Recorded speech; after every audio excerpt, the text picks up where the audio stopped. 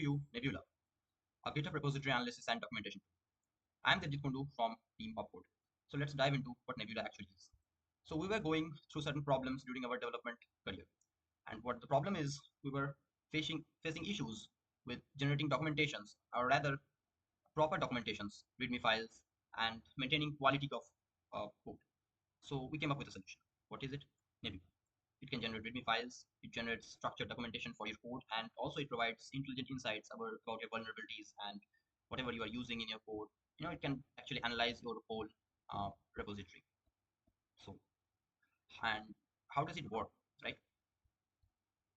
It works like we have a front end, and which is our Next.js application, where the user or developer signs in using Clerk as authentication, and then we have the API routes hitting the LLM services. Now the important thing comes here, and that is what we do with LLM services. The LLM services we are using is the GitHub API also you are using, along with you are using Google Gemini API and Grok LLM API.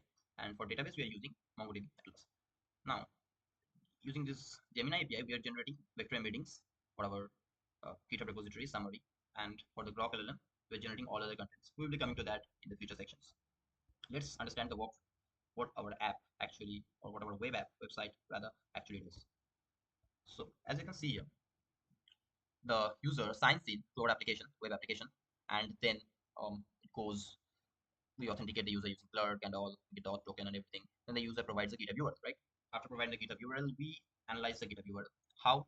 We first use a API and Git ingest API, and then we'll get the file structure, the codes, and all. And after that, we generate the vector embeddings, right?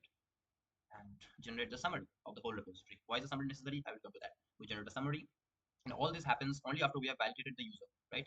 If only, like all the routes are obviously protected, and only authorized users, authenticated users can use that.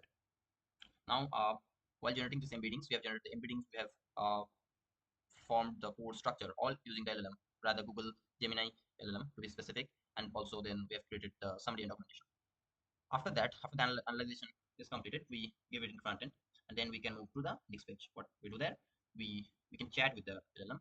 We can chat about our repository. We can ask it anything like what vulnerabilities are there in our code, what could be the improvements, what could be the other tech stacks that could be used in this modern world, and more and more and more. We can also use, we can go to the generating side, just to the next of that, and we can generate, right? And we can generate readmes at first. That's the most important thing what we are all looking for, right? We can generate readmes, we can generate LinkedIn posts, we can generate Twitter articles, and in LinkedIn post you get to tag, you get to tag what are the most used technologies using things and all in the formatted, proper formats. A LinkedIn format is properly given, and on that basis we are generating. It's not some random. You can directly copy from there and paste it in LinkedIn, fully formal. And then there is Twitter. During Twitter's Twitter post, that is X recently, it gives you proper tags and all.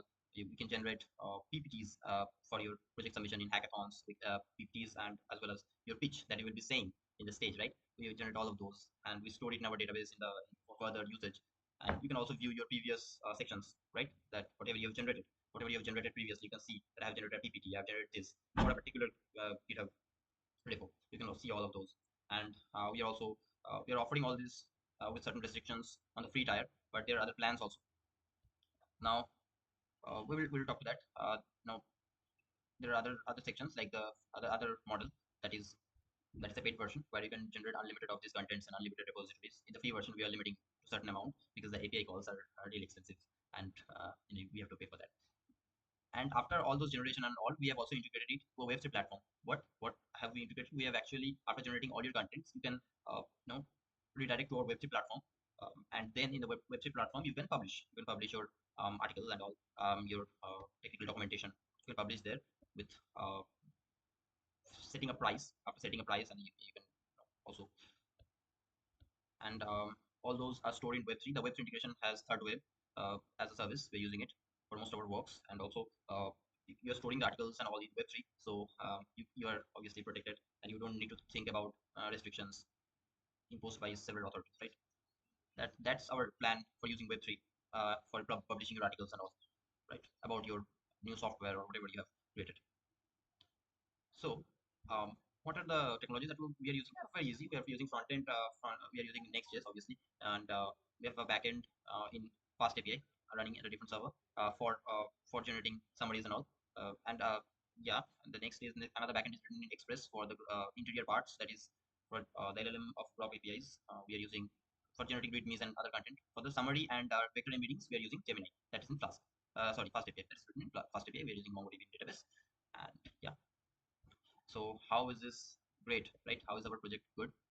So how is our project good? Yes, because we are analyzing repositories, we are generating documentations, 6 type, I guess I told you, PPT and all, PPT, page, README, article, Twitter, LinkedIn posts. We are also keeping the vector search that is very useful for doing the chat thing, because only in that context only you can have a chat with our in our application. Not that you can ask anything, but only, I mean, you can ask, but you will not get the desired output.